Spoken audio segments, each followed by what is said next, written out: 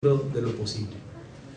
Y ahí nos la pasábamos discutiendo, porque me llevaba a algún capítulo y yo le decía: te ganó la víscera, Alejandro, quiero ver más bibliografía, quiero ver más sustento de lo que me estás diciendo. Y ahí fue avanzando hasta que llegó con la versión final algo que me parece, y lo digo sin ningún aspaviento, me parece verdaderamente notable. Yo les puedo decir, sin exageraciones, que esta es una de las mejores tesis que yo he dirigido, si no es que la mejor.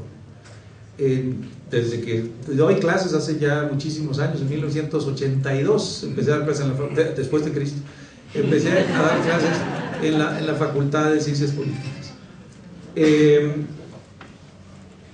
Terminó muy bien, pues, porque entendió Alejandro que es perfectamente posible combinar un compromiso decía, político, ideológico, incluso partidista, con el trabajo serio de un académico, de un investigador, con la objetividad, que no se tiene que renunciar a ninguna de las dos cosas. Ese es el punto, que no se tiene que renunciar ni a las convicciones ni a la objetividad o al rigor en la investigación, que se pueden hacer las dos cosas juntas. Este libro es una prueba de esto.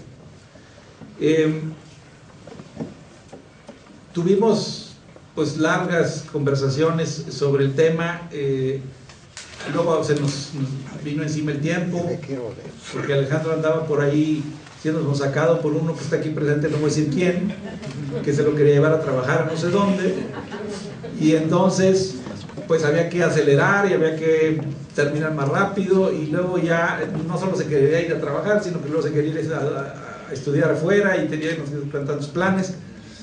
Pero finalmente llegó el texto final, valga la redundancia, y a mí me dejó plenamente satisfecho. Era mucho más, o rebasaba con mucho los estándares de una tesis de licenciatura. Hay en México un vicio en las tesis de licenciatura, que es que tienden a ser todas monográficas, tienden a ser... todas empiezan con un capítulo de historia, pero no solamente historia, se van a la prehistoria, ¿no? Y van a hacer una tesis sobre un tema, sobre el IFE, y empieza el primer capítulo en el siglo V antes de Cristo, en una isla del mar Egeo, los griegos inventaron la democracia, o sea, ¿no? Y luego hay todo un rollo histórico. Y ya finalmente, a las últimas páginas del libro empiezan a entrar en materia. Evitamos eso. Alejandro empezó con lo que tenía que empezar, con la historia de este proceso electoral. La historia de este proceso electoral que está en la médula de la transición mexicana. Como decía John, efectivamente había que cubrir todo. No nada más, bueno, aquí ya empezó, ya es candidato López Obrador, entonces, bueno, pues desde que es candidato hasta que el tribunal califica, no, había que irse para atrás, porque antes de la candidatura había acontecimientos, hitos muy importantes que marcaban, que sesgaron de antemano la contienda electoral y que eran imprescindibles para el libro. O sea, era un texto que necesitaba tener ese contexto. Entonces no se fue hasta los atenienses en las islas del mar Egeo, pero sí se fue a donde tenía que irse, que era el inicio del bombardeo, del ataque del gobierno foxista en contra de Andrés Manuel, ¿no?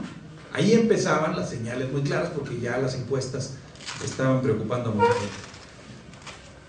Sin embargo, insisto, se fue a las fuentes primarias, se fue a los textos que necesitaba. Hubo ciertos, digamos, gestos o decisiones audaces, como la que mencionaba también John Ackerman, de citar a estos autores. Era audaz hacerlo, ¿no? Pero yo creo que válido. Y finalmente, bueno, pues se llegó a lo que yo creo, por lo menos yo en ese momento no conocía ningún otro texto, el primer libro, la primera tesis y ahora el primer libro, que tenía una crónica pero sobre todo un análisis completo de lo que había pasado en torno a 2006, y subrayo en torno porque fue antes y fue después. La idea final, es decir, decía yo que partíamos de dos premisas, que la transición democrática estaba trunca y que pues no sabíamos bien dónde había empezado y no sabíamos bien cómo iba a terminar, pero sí también había una coincidencia, que era el hecho de que la transición democrática mexicana va a concluir en el momento que se cumplan dos condiciones.